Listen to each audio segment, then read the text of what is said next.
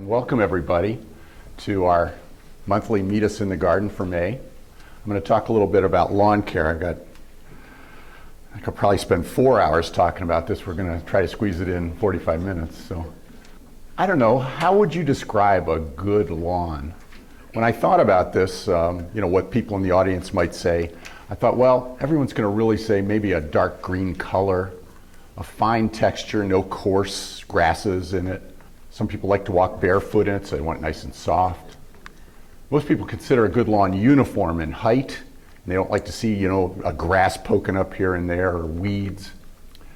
And for many of us, a desirable characteristic is that it be durable, that children can play on it, that we can walk around on it without damaging the turf. So the most common turf grasses that we grow here in Northeast Ohio are Kentucky bluegrass, perennial ryegrass, turf-type tall fescue, and fine fescues. I'll talk about each one of these a little bit. Kentucky bluegrass is a perennial grass. It's in the category we call cool season, which means it thrives in cooler weather, as opposed to things like Bermuda grass that thrive in hot weather. Kentucky bluegrass is one of the most cold hardy grasses we could grow in our lawn. Kind of a negative, it has relatively shallow roots, so when we get into July and August, the heat and humidity cause it problems. It isn't very heat or drought tolerant. One of the real good things about Kentucky bluegrass is that it spreads by rhizomes, these little runners that come from the crown, and a new plant comes from it. So that enables it to recover quickly if there's damage to the lawn, if there's a disease, if it got run, your lawnmower scalped it or something like that. It has really good color, and it has relatively fine blades, leaf blades. Again, good thing, bad thing, it prefers sun and it doesn't do well in shade. And probably this is the turf grass that if you have it in your lawn, it's going to be the most intensive cultural requirements. It's a heavy feeder, it needs a lot of nitrogen, and it is susceptible to some pests and diseases. Next up is perennial ryegrass. It's another cool season perennial, not as cold tolerant as Kentucky bluegrass or turf type tall fescue. It's a bunch type grass. In other words, all of its leaf blades come from a central crown, and it doesn't spread by runners or rhizomes or stolons. So as a result, it doesn't recover as well from damage as Kentucky bluegrass does. It's not as heat or drought tolerant as turf type tall fescue. It also prefers sun. Of all these four grasses, it is the most resistant to traffic. It's a good play lawn. This is one that I might have to explain a little bit. It's often available with endophytes inoculated into the seed. So endophytes are a fungus that grows within the grass, and this fungus is very beneficial. Pests don't like it, insects won't eat it, and it also offers some disease protection. Next up is turf-type tall fescue. So this really still doesn't have a really good reputation because early on there was a tall fescue called K31, Kentucky 31, that was really coarse and tall and was really basically a pasture grass. But scientists have refined that to come up with these beautiful cultivars of turf-type tall fescue. And they are also perennial, cool season. They have very deep roots, as deep as 2 to 3 feet deep. So they're extremely heat and drought resistant, and also it has the benefit of being shade tolerant. This is a really good grass for our area. I should say it's bunch type again, so it has limited capacity for self-repair. This is a good grass for our area, with the exception if we have an extremely harsh winter, it won't bounce back in the spring as quick as some of the other ones. And if there is any problem with it, since it doesn't have rhizomes or runners of any kind, you may find yourself having to spot seed bare areas. Its leaves are typically a little broader and lighter green, but the new varieties look terrific. And it also can be obtained with endophyte protection against pests. Last but not least, especially in certain situations, are the fine fescues. These are perennial, cool season. There are both creeping and bunch types. And usually when you get a bag of the seed, they're mixed, both bunch and creeping. It has very fine leaves. Because it has the creeping and bunch types together, it has some capacity for self-repair if there's a problem with the lawn. It actually prefers shade. So this is often what you see, just a shade mix will have a lot of fine fescue in it. It may actually dry out in full sun or heat. It actually likes shade. It isn't tolerant of wet conditions. One of the great things about it is it requires very little nitrogen fertilizer and things like that compared to our other turf grasses for our lawns. And it's being used more and more as you see people become interested in a no-mow lawn or a seldom mow lawn because it requires so little attention. Now we'll move on to some things that maybe are in our lawn that we don't want there. So let's talk about weeds first. What is a weed? I think a good definition is any plant that's growing where it isn't wanted. We view them as a nuisance. They usually grow quickly, quicker than our grass does, so you can see them throughout the lawn. And they compete for nutrients, light, and water. Weeds can be either perennials or annuals. They can look like grasses or they can be broad-leafed. And I'll talk a little bit about these various categories. Here are some undesirable grasses that we find in our Northeast Ohio lawns. First up, and I only made it first because it's in my lawn, is creeping bent grass.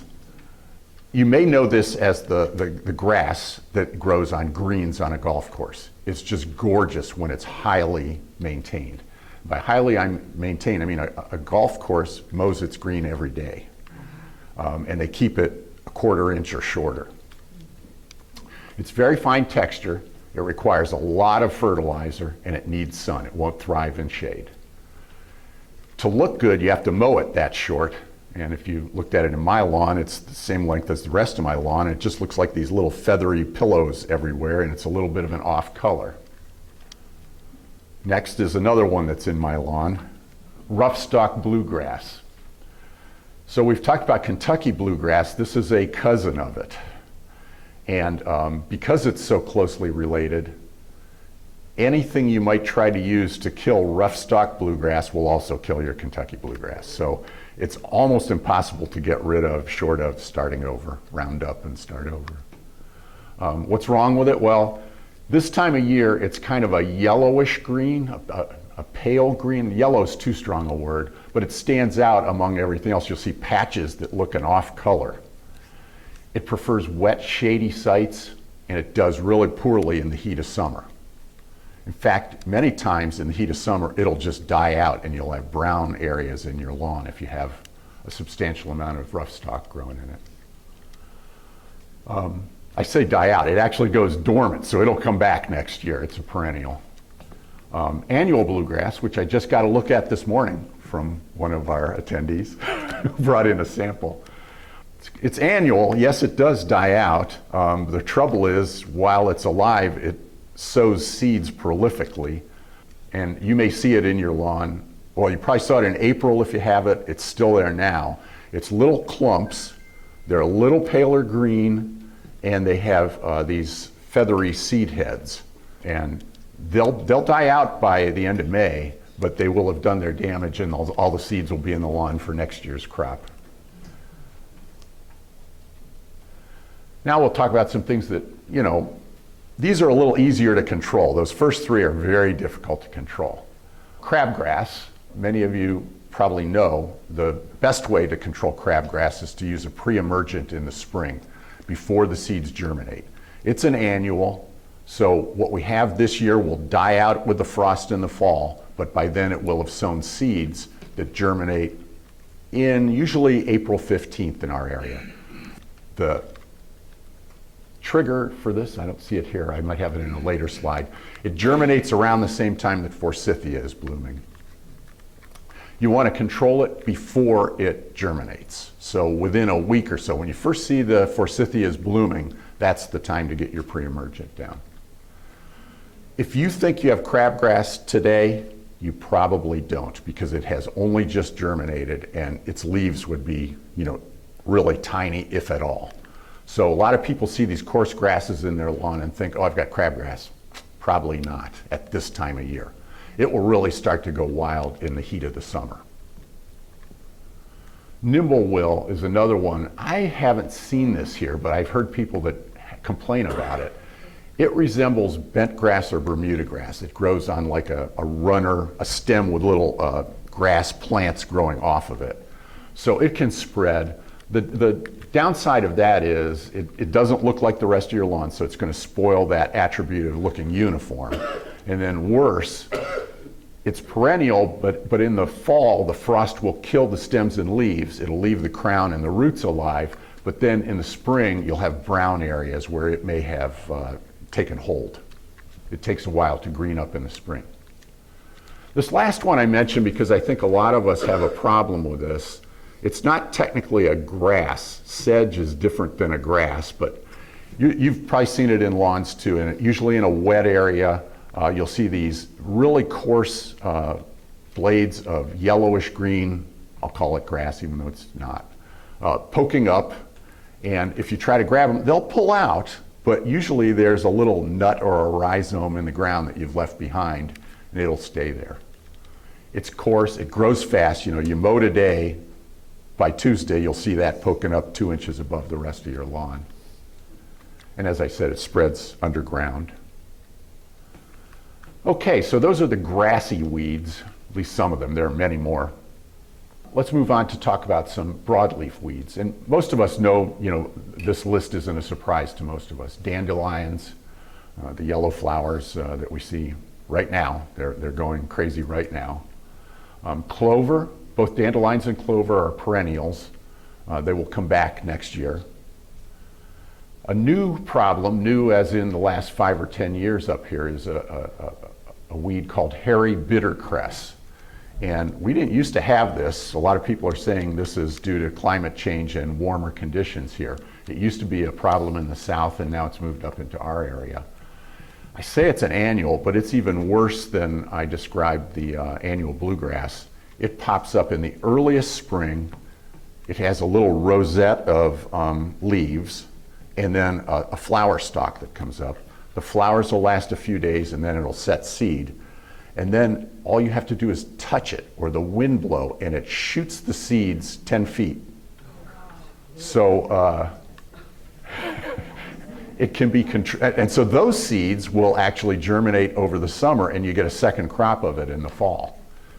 And those seeds will set seed for the next spring. So it's like two generations a year. It can be controlled with pre-emergence, just like crabgrass, but the timing is tricky. You have to hit it at just the right time. Plantain is a very broad-leafed weed. I wish I had pictures of all of these, but then we'd be doing a 4-hour presentation. And sometimes violets escape our gardens, and they're all over the lawn. They're very difficult to get rid of. Now on to the second category of lawn problems, insect pests. These 5 here are the ones that we typically see here in Northeast Ohio. Chinch bugs are a little bug that sucks on the grass blade or the stem. Here we get 2 generations, a spring and a late summer or early fall one. They manifest as irregular brown patches in your lawn. Frankly, what problem doesn't show up as a brown patch in your lawn? Cutworms are a small caterpillar that lives in the soil and comes up and cuts the plant right at the ground. So if you see some damage in your lawn and you grab the grass and pull it off and it comes off just the leaves, that could be cutworms. Similar are sod webworms. These are those little tan moths that you see flying around in your lawn, either now or later in the summer. Again, 2 generations here. They chew the grass blades and also leave these brown patches. But that's an easier tip-off because we see those little moths. If you're mowing and you see moths flying up as the mower goes down each path, you know you're about to have a problem with sod webworms. Billbugs are a little grub, a small grub that feeds below the surface, and the grass will break at the soil line. just as the cutworms and the sod webworms do. Last category is white grubs, and these are like Japanese beetle larvae, other beetles too, but around here mostly Japanese beetles. The difference here, how you'll know you have these, is if you pull on that spot and the whole sod comes up, because they've chewed it off below the soil level at the roots, so it has nothing holding it in place. This one is one I wish I didn't have to talk about, the turfgrass diseases, because it's very hard to diagnose and very hard for the homeowner to do anything about. I'll start with these two statements here. If you have a disease that affects the leaves of your grass, the damage will probably be cosmetic. It won't kill your turfgrass.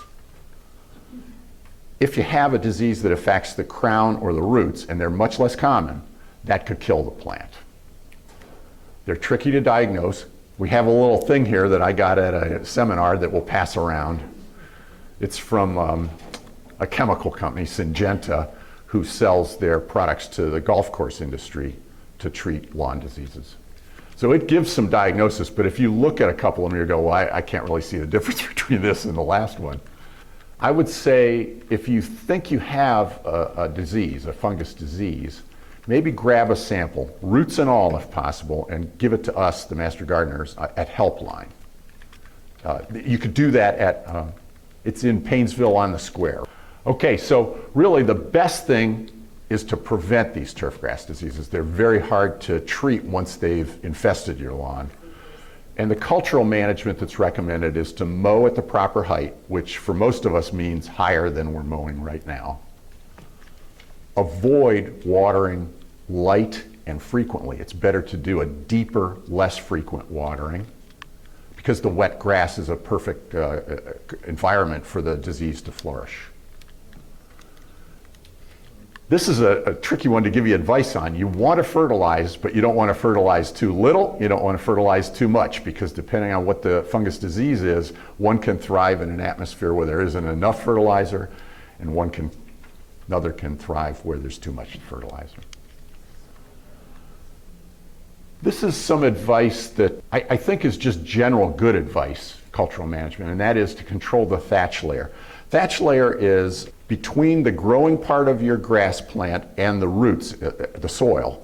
There may be a brown layer, and it can be quite thick, 1/2 inch, 3/4 of an inch thick, and it is the dead leaves, last year's growth. And it prevents water from getting into the soil, and it prevents the fertilizer too from getting into the soil where it needs to be. So a good thing is to dethatch, or better yet, to aerate, to core aerate. That's to get these tools that pull out a little plug of your soil, and that creates a pathway for air, for water, for nutrients to get down to the roots of your plant. That brings me to, okay, so now we've talked about these 3 categories of problems. What's the right approach for dealing with them? And the term we like to use is integrated pest management. Now, some people may want to go completely organic. Some people may, go to Home Depot and get chemicals and things like that. We want to strike a balance here. The best thing would be if we don't have to apply a lot of chemicals that kill all the beneficial nutrients in our soil with the few bad ones that are in our soil as well. So that goes back to the cultural controls I was just talking about. First, we want to choose the right grass for the site. If it's a shady site, we're going to be fighting an uphill battle with Kentucky bluegrass. You want to pick something that grows in the site that you have. Employ optimum mowing, watering, and fertilizer. Mowing, I'm going to get into some specifics, but you don't want to mow too short. If you mow too short, it allows weed seeds to get to the surface of the soil and receive light. If we mow a little higher, the healthy lawn will shade out that seed and it will have a difficult time growing. So there are some things we can do without buying anything, just the way we take care of our lawn. Typically lawns like 1 inch of water a week. Best thing is if rain provides that. If we get a 1/2 inch of water, maybe that's when you water, and you don't overwater, you don't underwater, you shoot for that 1 inch. Maybe use a rain gauge to see how much you've actually put down.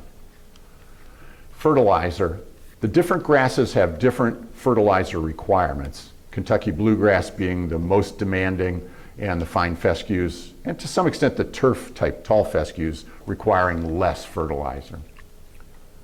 If we can, it's best to hand remove pests. Let's say you have your front lawn, neighbors see it from the street and everything, you've got like a dandelion here, a dandelion there. Well, I would say just, after dinner one night, go out with your little garden trowel and dig out the 2 dandelions. There's no sense spreading chemicals all over the lawn if you don't have a huge problem, if it's something you can manage easily. One of the cornerstones of integrated pest management is establishing tolerable levels. Someone might say, I want my lawn to look like the 5th fairway at Little Mountain Country Club. Someone else may say, I don't mind if there's clover in my lawn. I don't mind if there's a dandelion here and there. So those 2 clients are going to have different prescriptions for taking care of their lawn.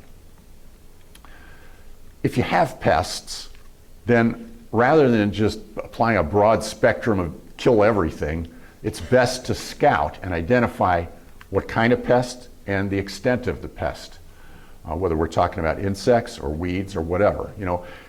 Let's say you got more weeds than you want to dig out by hand, but it's not too bad. Maybe you get one of those ready-to-use sprayers where you just go around and shoot each one.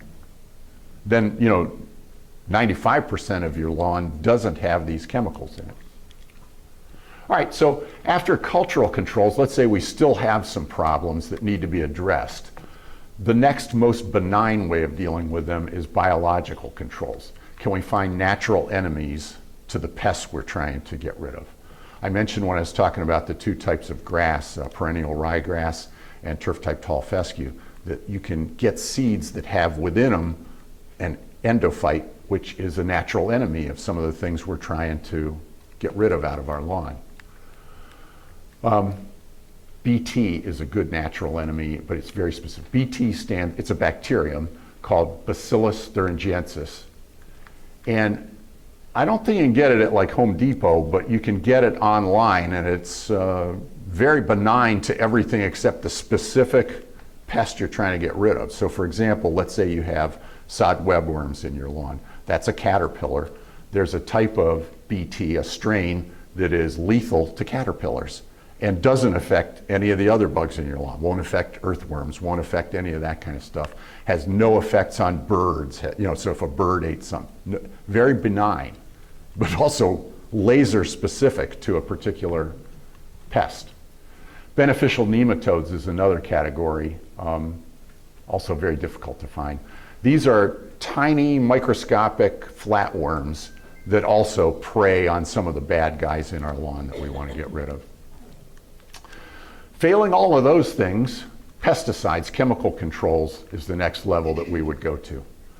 And I say here, ideally, we'd like something that was narrow spectrum pest specific. That's easier said than done. Well, I didn't even say it easily, but it's easier said than done. Many of these things will kill a lot of kinds of pests. In any case, when you're using chemical controls, I urge you to follow the label instructions carefully. They've been widely tested, and they achieve their desired control level at the level that the instructions say, and using twice as much isn't twice as good. All right, so now a little more specific. Let's say we're talking about some of those chemical controls. First, we'll talk about weeds. What can we do to control weeds in our lawn? Well, the nuclear option is glyphosate, Roundup. It's non-selective. It'll kill all the grass, weeds, anything green. Next up is an interesting one. It's called mesotrione. It is both pre-emergent and post-emergent. So let's say we were putting down a new lawn, and this talk isn't about new lawns, but let's say we were putting down a new lawn, we were going to put down a mix of Kentucky bluegrass and perennial ryegrass. We had just cleared the site, and we know there's weeds in there. There's weed seeds in there. If we do nothing, if we plant the seed, weeds are going to come up along with the seed. Mesotrione actually is a pre-emergent that kills weeds without harming the Kentucky bluegrass or perennial ryegrass seed you're planting. It's also a post-emergent. You can use it just as a broadleaf weed killer, and it has one really cool feature. It kills creeping bentgrass. So if you have that patch of creeping bentgrass in your lawn, it will kill it. There's collateral damage though. It turns the creeping bentgrass white. So you'll have this white area where you used to have a grass that you didn't like, now you'll just have a white patch that you'll have to go in and overseed. And it can hurt some grasses too, temporarily. Next is dithiopyr. This is also a pre and post-emergent. By the way, I'm not using any trade names because I don't think Ohio State should be endorsing anybody's product. So you'll look at the ingredients on what you see on the shelf and see if any of these are in there. Dithiopyr is an interesting one. Someone contacted Helpline in late March and said, hey, I'm going to Florida for April. It's such a warm year. Should I put down my crabgrass pre-emergent now? Well, the answer was it was too early. It would probably wash away by the time the crabgrass germinated. And if he waited till he came back late in April, the crabgrass would have already germinated. Dithiopyr is an interesting one because it's both pre and post-emergent again. He could have put it down, he could put it down now and it would kill the crabgrass which has germinated but only has maybe 2 leaves yet. And it's also a weed killer. The traditional pre-emergent for crabgrass is prodiamine. So next up, I'm going to talk about these 3 together, 2,4-D, Mycoprop, and dicamba.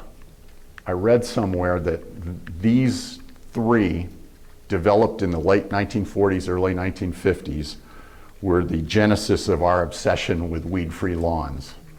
As suburbs began to have little lawns, people put this down. These 3 usually together today. They usually mix these together. You'll see like triple action or things like that. They kill broadleaf weeds and they kill clover, but it's not the best thing for clover. If you have a lot of clover, it's going to be tough to control it with these 3. Because they're the oldest ones, they're also the cheapest ones to buy if you're looking for a weed killer. I should say like mesotrione is stupid expensive. You need to go in with a friend and do a couple of lawns for that one. This one, quinclorac, where's my little red dot? There it is. Quinclorac is starting to show up in a lot of the weed killers that you can buy at the big box stores. It's really good. It's often in there with 2,4-D, Mycoprop, dicamba, 1 or more of those. The nice thing about quinclorac is if you're putting it down in late May or June, it will kill crabgrass that is already growing, as well as the broadleaf weeds. And it is excellent for control of clover. Triclopyr. This is a little more hard to find, exotic. It has one really good characteristic. If you have woody things growing in your lawn, vines or ivy, it's very effective on those. It's also a broadleaf weed killer, but the reason to use triclopyr is if you have those kind of things, vines or weeds. It's also benign to grass. It's a pretty good product, but it's expensive as well. And like I say, its niche is really if you have these IVs and things like that. And last, since I mentioned sedge grasses before, I thought I'd tell you if you had it, what you use to get rid of it. Products that contain the chemical halosulfuron. Okay, so for insect control, I'm going to talk about each of the 5 bugs I talked about before and say what's good to use on it. So grubs. And let's talk like Japanese beetle grubs. The grubs are probably active in our soil now from last year's Japanese beetles laying their eggs into the grass. The eggs may not have hatched yet, or they may have just hatched. You know, many of these larvae go through different stages of growth, and some of these products are effective if you get them in the early stages of growth, and later on, not so much. So what I read online was that for grubs, the best is preventive control now. If you use products that contain either of these two chemicals, imidacloprid, cyfluthrin, and apply them in, I wrote June, but what I read was late May. That may have on the order of an 80 to 90% success rate. If you wait until they're really active in your lawn and try to control them at that point, the recommended chemical is a hard one to say, chlorantraniliprole, and you're looking at maybe a 40% control rate with that.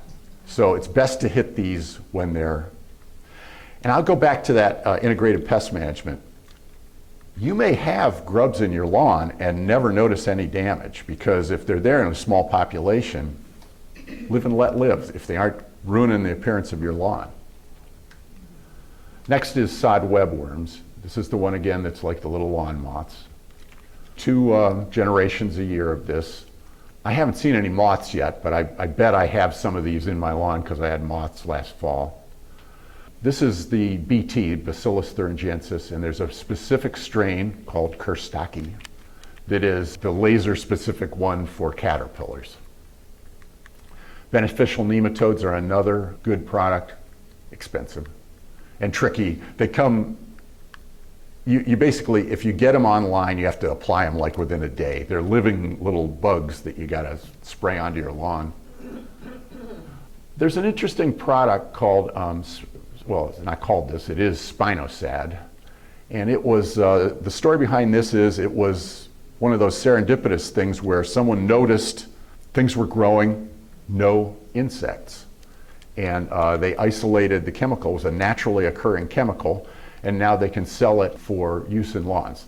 The only thing I'll say bad about any of these insecticides, even this one that's a natural one, they can have harmful effects on bees.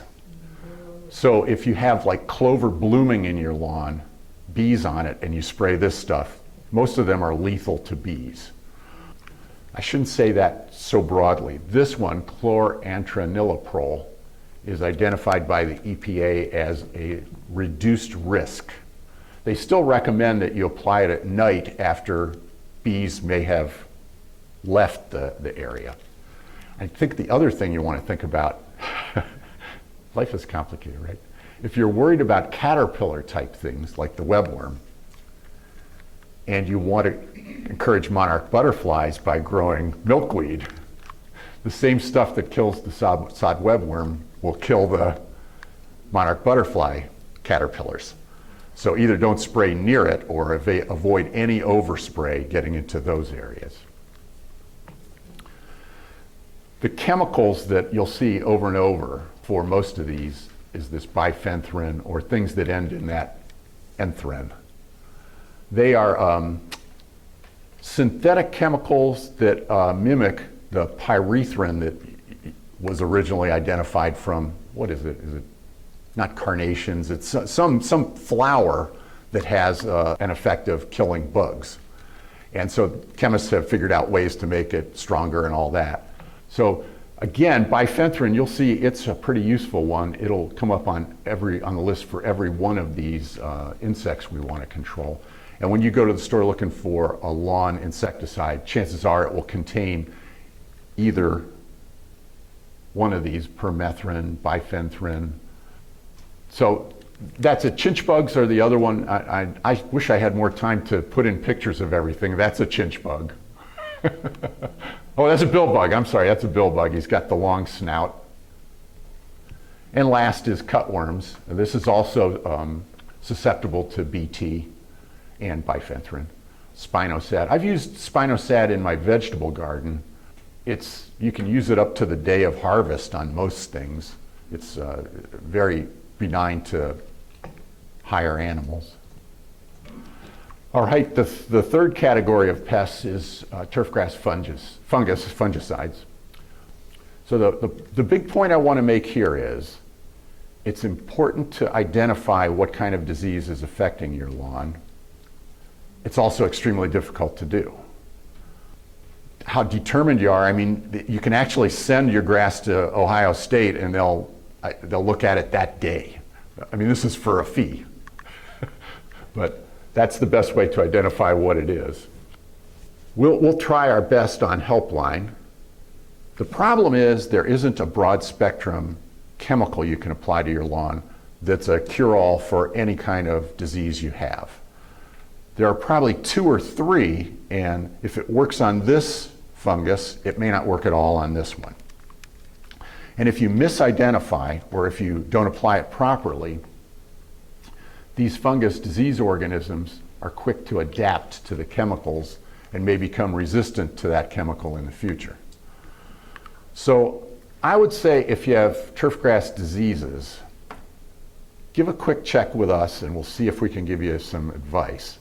But the best bet might be to call a professional lawn service just for that one-time thing. You know, say, hey, it looks like I've got dollar spot on my lawn. Can you come and knock it out? Okay, so some general guidelines for your lawn, and then I'm going to get into that calendar. Kept you hanging a long time on that calendar. We recommend you do a soil test every 3 years. You can get the soil test kit from the extension office in Paynesville. I believe it costs $15. I don't remember for sure. I think it's up to 12.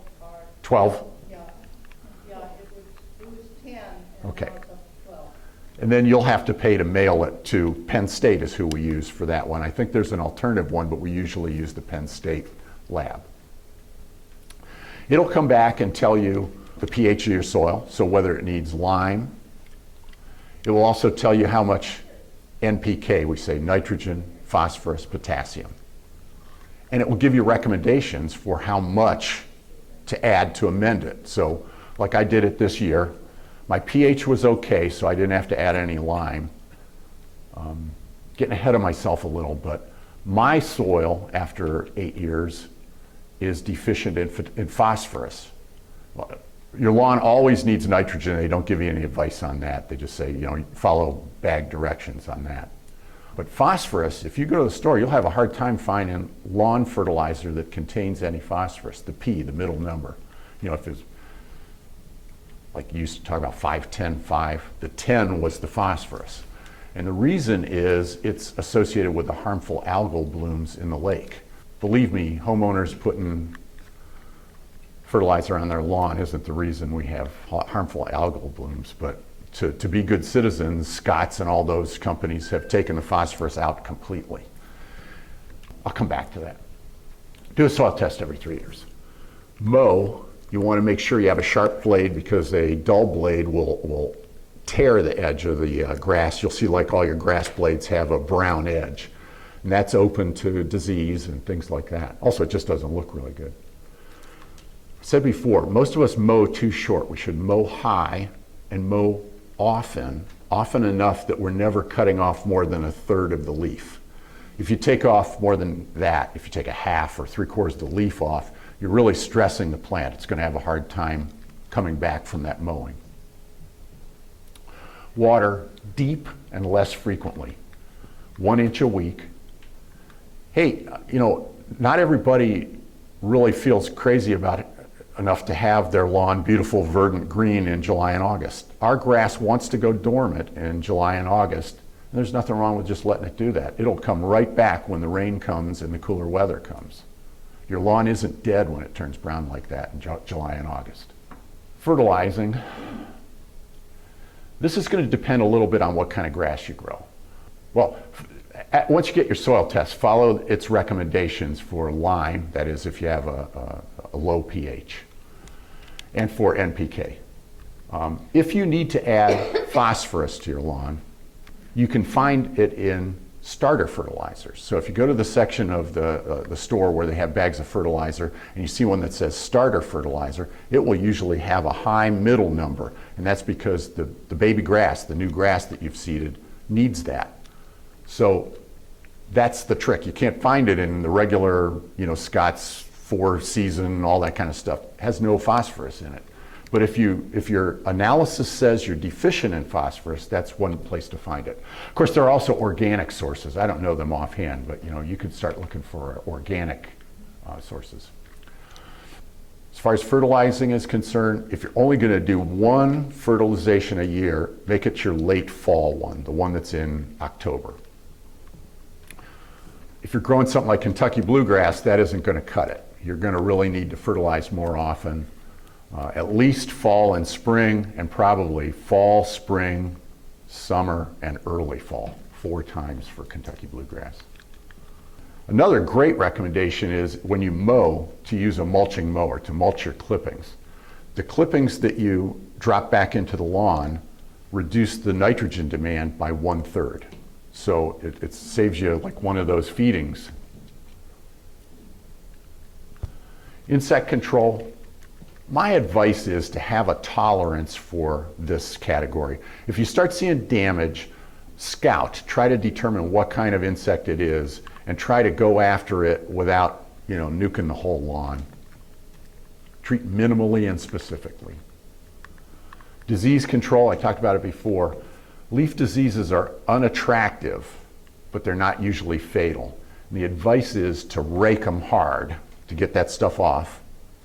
Mow and pick up those clippings, don't leave them on the lawn, and fertilize. It'll bounce back. These diseases usually hit in July and August, and by September it'll be green again if it's a leaf disease. All right, so here finally is the lawn care calendar, and this is, I've got a bunch of slides here with some words on it, but your calendar, the handout that you picked up, you can kind of follow along. Basically in the winter we aren't doing much with our lawn. We're taking care of our mower, sharpen the blades so that when things get nice enough, we're ready. Change the oil spark plug. In March, you could start thinking about spring cleanup. Marches can be tricky here. I mean, we could have snow for 3 weeks, or we could have a nice warm spell. Rake the debris up. If you get a chance to mow, and don't rush it, but if you get a chance, mow it short. By short, I mean 2.5 inches. If you see any bare areas, you can throw some seed down, but it isn't going to do much until the weather gets warm. Moving into April and May, first fertilization should be in mid to late April. You can mow, and again I'm saying on the short side, you could raise it after that very first one to 2.5 inches. Make sure again, weather is our problem here, but if everything works right, you should mow often enough that you're not cutting off more than 1/3 of the blade height. And at this point, I would say start mulching the clippings. Water, boy, we haven't needed water, but if you have I think last year we had an exceptionally dry May, you might find yourself having to water because the grass is trying to grow like crazy. This is its favorite time of the year, and if it's deprived of water, you're going to need to augment that rainfall to get you 1 inch a week. Do it deeply and infrequently. Pre-emergent crabgrass control, I kind of jumped ahead a while back that you want to apply that in early April, around the time the forsythias are blooming. And right now, I don't know if we have any golfers, but if you go out on a golf course now, you can tell they've hit it with weed killer because all the dandelion flowers are kind of drooping over and the leaves are turning purple. So this is the time for weed control. Moving into June, if we didn't get those weeds in May, we want to go after them now.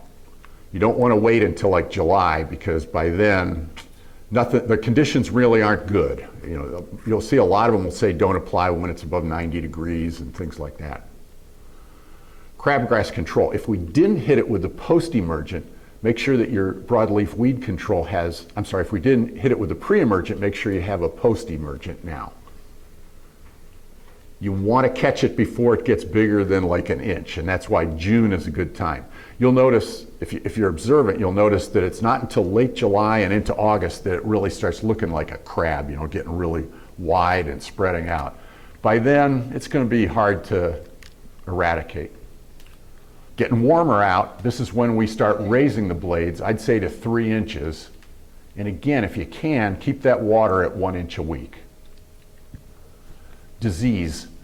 So I know I'm giving you a real mixed message on lawn disease. If you don't have a problem, don't mess around with it.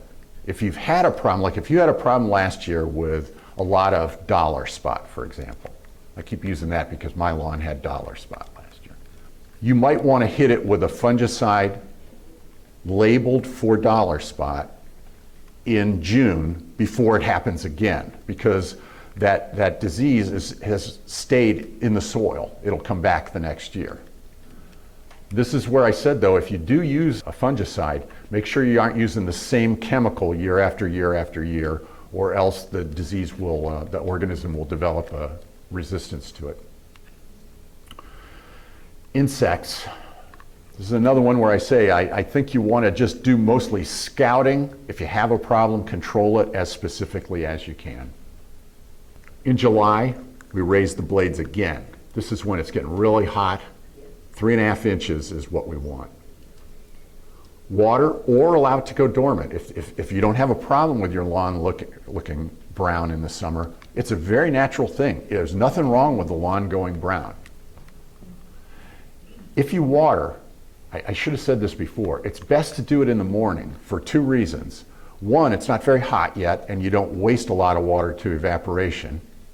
And 2, watering at night promotes diseases. The fungus thrives in the cool, damp grass. Now we're into August. August is when things start turning around here. We'll start having cooler nights, still hot days, but cooler nights. Continue to mow it high. If your lawn is starting to come out of that dormant stage, you want to start watering it if we don't get enough water. Insects. Now this is when you can get that second generation of some of these insects. So again, I would say scout and manage accordingly. September. I think that last week of August, that first week of September is a great time to focus on your lawn. If you're going to seed, say you're going to overseed or you have bare patches, or if you have to renovate your lawn, if you're going to kill it and reseed, that last week of August, first week of September is the ideal time.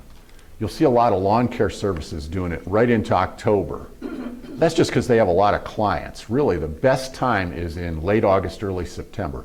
The reason is it's still warm, the seed germinates quickly, it has a chance to grow so that before we get a frost, you could mow it 2 or 3 times.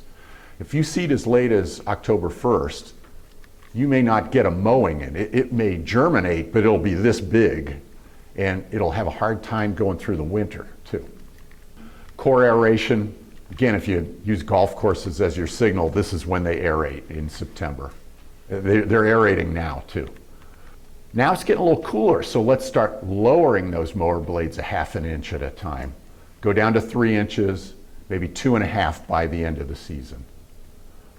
I mentioned that the best fertilization is in October. Ohio State did a study, and I don't know the details of it, but what they found was, yes, that October fertilization is crucial, but even better if you did an early September 1-2. So if you fertilize in September and then give it a good one for the winter, you're going to really have a nice lawn in the spring. Water. My experience is that September is really pretty wet here. But if we get dry spells and everything's trying to grow, you might need to augment it with some watering. Weeds. This is the second time of year when weeds are actively growing. They've come out of August. Now it's cooler. They like to go crazy now too. So if you didn't do anything in the spring, you noticed a lot of weeds in the summer, this September might be the time to do an overall, do your whole lawn weed killer. Insects, if you see a lot of damage, you want to treat for sod webworm or white grubs. They're active at this time. October. So I said I think you ought to seed or overseed early in September, even the last week of August, but for sure don't do it any later than October 15th or you're just throwing your money away. The success really declines with cooler temperatures. Mow shorter, now we're back to maybe 2.5 inches. Leaf removal, I'm an advocate of using your mower, your mulching mower, to chop them up until they get really too thick to do that. That returns some organic matter to the soil. The earthworms are going to pull it down into the soil. Don't leave it all winter though. Make sure you rake it off the grass because it'll kind of smother it and it won't come back in the spring as well. This is where I said that late fall fertilizer is the one that everyone says is the most important of the year.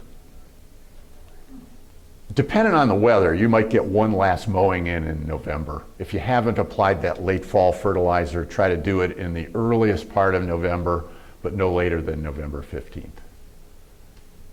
And I think that's it. I have a couple of references here that you might find useful. This is an old one, but it's really terrific. It was actually done by the Lake County Master Gardeners, but it was done a long time ago. And many of the chemicals they recommend, there's better chemicals now. But it was the basis for my calendar, what time of year to do different things. And there's the calendar that you all have. So with that, can we open it up for questions and answers? Yeah, go ahead. I have a little question. I spoke with you before the session here, and you mentioned about the bluegrass that I have, the Annual bluegrass. and you said to treat it in the fall. Is that so? A lot of the stuff they want you to treat it like in February and March Yeah. to stop the germination of the seeds. So does that mean this grass already has little seeds? Yes. So I'll repeat her question Okay. in case anyone didn't hear it. Gwen asked, as far as annual bluegrass is concerned, it's going to die out in the summer, but it has already sowed its seeds into your lawn. And the timing of the pre-emergent, if you want to use a pre-emergent to control next year's crop of it, is kind of tricky. You want to hit it in late August or September, and that will kill or prevent the germination of the seeds. And your question was, well, you know, some things say to apply a pre-emergent at this time, some at this time, and it's because all these different seeds germinate under different conditions. One might germinate in the fall and over winter and then grow actively in the spring. Another doesn't germinate until spring. Crabgrass, for example. Yeah, I wasn't aware of that. I Yeah. assumed that all the seeds stayed No. dormant until so to kill that, I would have to use, something already after it germinated, like a weed killer that would kill. But it won't kill, there's nothing Right, that kills that's what annual I'm bluegrass. saying. I mean, there may be some specialty ones that golf courses can Yeah, get. I They have think special that's what licenses. My problem was because I was using something to kill things in February, whatever. Too late. Yeah, right. So you have enlightened something important, for me. Thank you. Anyone else? Yeah, So I have skunks in my neighborhood, yeah, and they're tearing my lawn up. yeah. Because they're eating grubs. The grubs, yeah. So the grubs that you talk about? Yeah. Are the ones I want to get rid of? Yeah, yeah, yeah. And they've just hatched and are getting active in your lawn now, yeah. Yes, and I've got lots of holes to do it. That's a good way of scouting. Come through and just I- eat them all and get done. I said we want to scout, maybe we'll let the skunk do our scouting for us. Scouting, all right. Yeah, Thank you. Your late fall application, is that because you want to add more nitrogen to the soil? actually the fall fertilizers typically are high in potassium, so they make the roots grow strong one last time before the winter conditions. So when you buy your fall application, you would, It'll have nitrogen and potassium in it. If you see like any of the brand names will say, they're fall fertilizer. That's what's different. That's what's different than their summer fertilizer. It's higher in the K. but they'll say fall fertilizer. Yeah, yeah, Good. yeah. Yeah, the most unattractive thing in the area where I live is people have these rather well-cared lawns, and there'll be a darker green, and then there'll be these light patches Yeah. of I don't know what that crop up all over. Yeah. Well, it could be a number of things. In my yard, the light patches are the rough stalk bluegrass. And if you got close to them, I mean, they're pretty easy to identify. If you sent one, we'd take a look at it. But they're a pale green. They grow in a clump, and they send out a real, they're called rough stalk, they send out a real thick sheath around the grass blade, and they want to lay a little flatter. They stay in a clump, but they spread by stolons. So the difference between a rhizome and a stolon is a rhizome is an underground runner that pops up a new plant. A stolon spreads on top of the ground. So if you have a mostly bluegrass lawn and you see these light green grasses with stolons, you know that's not the kind of bluegrass we want. That's rough stalk bluegrass. So otherwise they look kind of uniform. They mow to the same height. They don't grow too much faster. I'm thinking that light green might be that. Yeah. I have three, hopefully. You said I'm loaded with ivy. Ivy. Okay, and I'm yanking that to the, Yeah. but I'm also near a natural stream. Mm. So I don't want to put any, Mm. I mean, the stream is downhill, so I don't want to put any poison. Yeah. Are you telling me to continue to yank? I have a feeling that'll be a losing battle. But, It is, yeah, it is. But if I- that's the only safe way for the I environment. don't then- know. I don't know the label instructions on the triclopyr. If you could find it, let's say you Googled that, it would take you to some sites where you could buy it. Before you buy it, look at the label. There's usually a thing you can click on that says the label. And if you read that, it'll give you all the precautions about, and I bet it's going to say not to let it into natural streams. Yeah. I know the neighbor, Yeah. the front yard was full of ivy, Yeah. and he killed it. He killed it. Yeah. But my dog suffered. Oh. Okay, my dog had black Ah. nails. She's thinking- okay, so that's why I wanted to ask Yeah. you whether that was safe. Okay, continue to pull. The other thing is, I have a lot of moss. Yeah. Oh, I Should I didn't talk. continue to let it grow? It seems as if it just, you know, That pulls may up. come in that category of if you can tolerate it, I'd leave it alone. There used to be some thinking that that moss only grew in acidic soil and you should apply lime. People say that's not true anymore.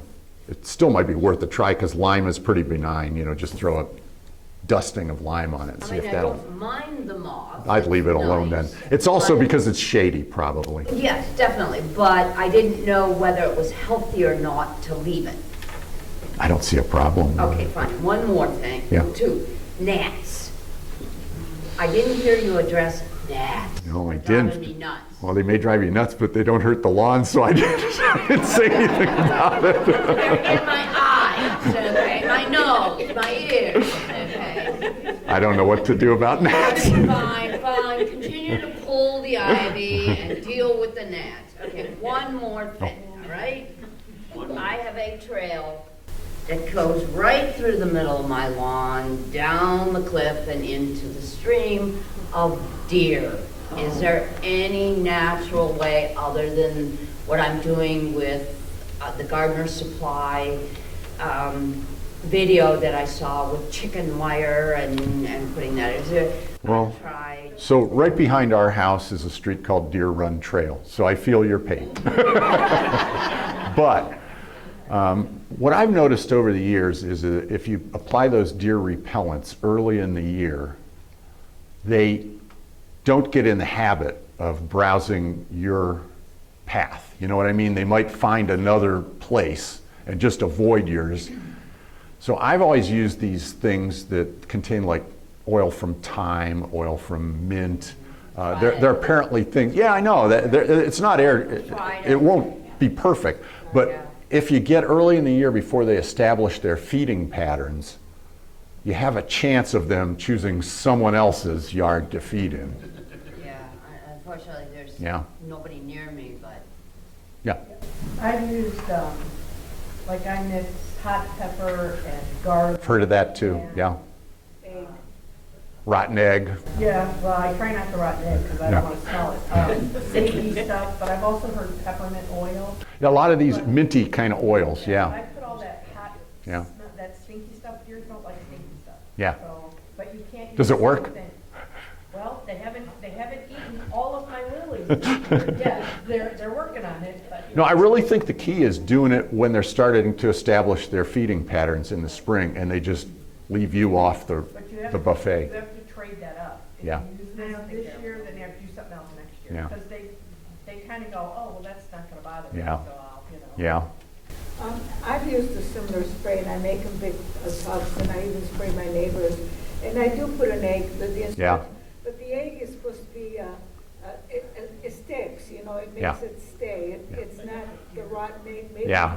eventually. You probably dilute it enough Yeah, it doesn't dilute it, stink, huh? Yeah. That's just a sticking agent, Yeah, so that yeah, it kind yeah. of stays, you know. Yeah, I didn't get into that, but if you read any of these labels on a lot of these lawn care chemicals, So- some of them that are already prepared, you don't have to worry about this, but if you're buying a specific chemical, it may tell you to use a sticking agent or, Surfactant? yeah, or Is that what it's called? surfactant, yeah.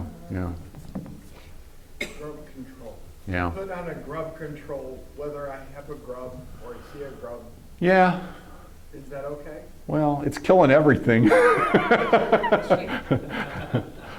So, I mean, my advice would be to not do it proactively, or yeah, whatever you want to call that. I'd see if I had a problem before I did it, but I understand if that's what you're doing. And I think anyone who has a lawn care service, they're just coming in and doing it Yeah. at a certain month of the year. All right. But, you know, I can't remember, they'd say that, you know, in a cubic foot of soil, there's, I don't know, 10 million organisms or something like that. And, you know, most of them are beneficial, only a few are bad for us. And by killing the bad ones, we're usually killing all of them, so. Yes? How do you deal with the little spots where your dogs urinate? Yeah, I didn't talk about that either. Yeah, I think, I think the best thing is to just water it in. But, you know, if your dog always goes in a certain area, it makes it a little easier to just water it in. You dilute it, in other words. I mean, there's people that say there's something you can add to the food. I've heard that isn't true, and, yeah. I think you gotta live with it, or, Nitrogen in one spot. yeah, it's too much. Yeah, that's what happens, yeah. Yeah.